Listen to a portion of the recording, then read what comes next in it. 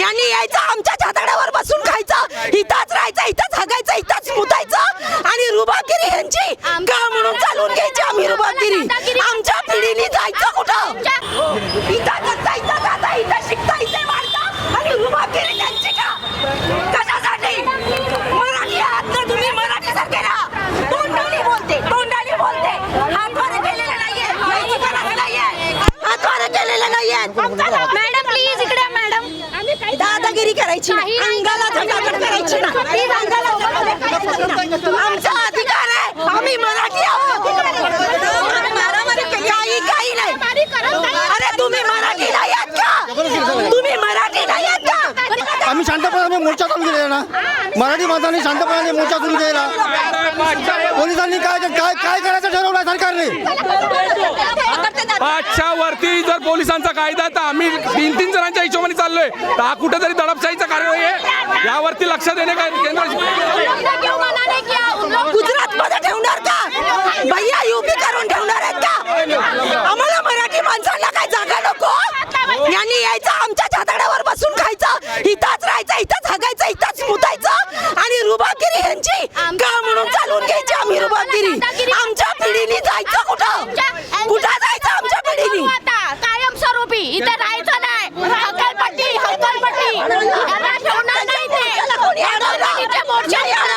आम्हाला परमिशन नाही देते, त्यांना परमिशन दिली आहे.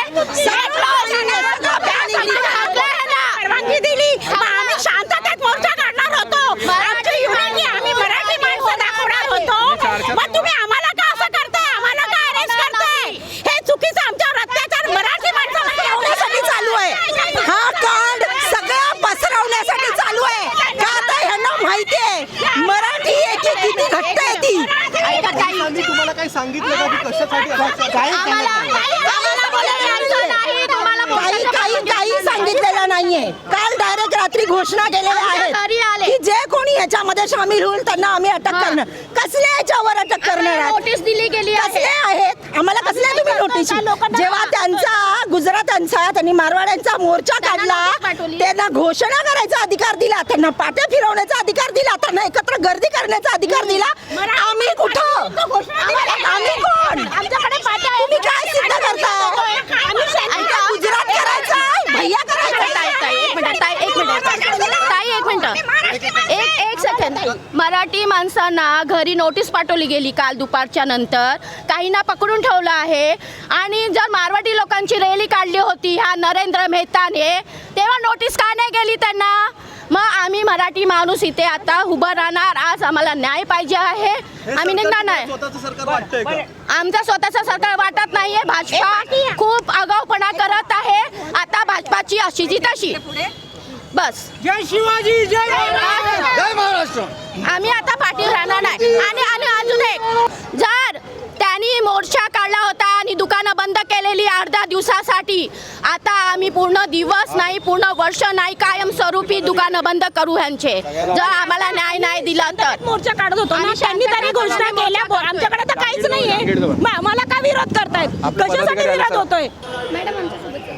कशासाठी मॅडम?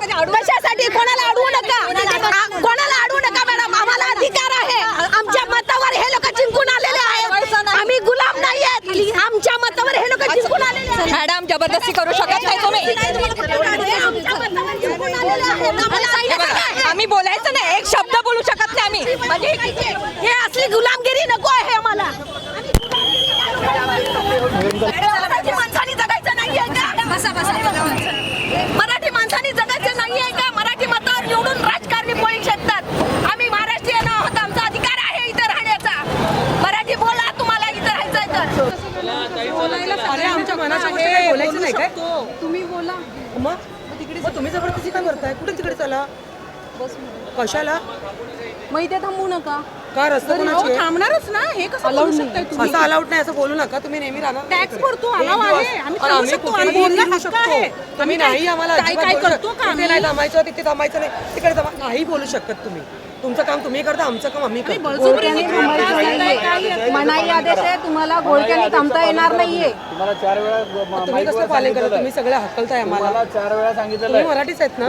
4 लोकांनी जमायचं नाहीये, मनाई आदेश आहे, हे मराठीमध्ये सांगतो तुम्हाला. म्हणजे एक जण गेलेलं चालेल का? 4 लोकांनी नाही जमायचं चालेल?